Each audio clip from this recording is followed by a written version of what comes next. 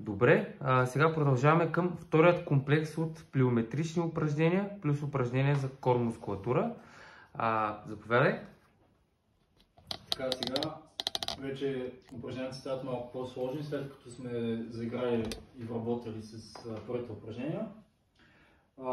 Първото плиометрично упражнение прилича до някаква степен на предишния комплекс. От пръсти приземяваме, отскачваме и се завъртаме на 90 градуса във въздух. Показвам още няколко пъти.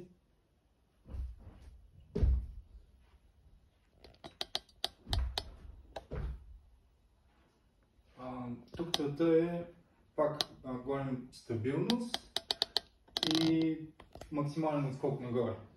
Това е. Добре, правим го 10 пъти. Правим го 10 пъти, като тук може 5 повторения на едната посока и после 5 на другата, за да са поравни. Добре, ако искаш веднага покажи как можем да усложним упражнението. Да, можем да усложним, като просто увеличим градуса на ротация. Пръсти. Тоест може да направим на 180 градуса или за по-напредане може и на 360. Добре, това упражнение как ни помага за карането на сноуборд? Подобрява ни координацията във въздуха, подобрява ни стабилността, когато се приземяваме и общо взето това е. Окей, сега това е първото упражнение от втория комплекс. Правим го в комбинация с упражнение за кор мускулатура. Да, така, показвам по-лесния вариант.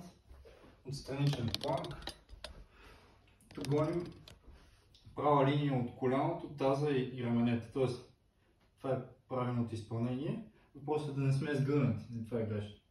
Таза хубаво направи. И от тук може да си засичаме време с хронометъра. Първо правим около 30 до 40 секунди на посока.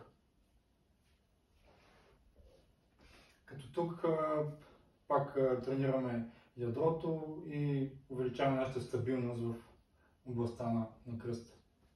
Добре, как можем да прогресираме? Ако ни стане лесно, може би по-дълго време да стоим в планк или как се води реално тази позиция? Това е страничен планк. Един вариант е да увеличаваме времето. Когато стигнем минута и вече не ни е трудно, може да опитаме по-трудния вариант, който е с изпънати крака. Това е. Пак започваме от 30 секунди, докато стигнем до минута. След което третия вариант е от тук вече да вдигнем крака. Това вече става малко по-трудно. Пак самата прогресия от 30 секунди до минута. Добре, т.е. започваме от 30 секунди, ако ни е лесно от 45 и така до минута. И в последствие можем да усложним чрез вече смяна на самия планк. Да. Добре, а нещо друго ще добавиш ли към този комплекс? Реално правим 3 пъти, двете двойки от упражнения с почивка между тях. Почивка пак около минута, минута и половина. Тук вече може да отбележим, че може да прогресираме и с почивката. Ако свикваме на самата тренировка, може да намаляваме почивката. Ако сме започнали от минута и половина, може да намаляваме минута и 20 минута и така, да правим все по-плътна самата тренировка. И това ще ни увеличи силата и издържливост. Тоест ще се изморяваме по-бавно. Добре, но пак напомням, между плиометричното упражнение и това за кор мускулатура нямаме почивка. Да. Реално почивките са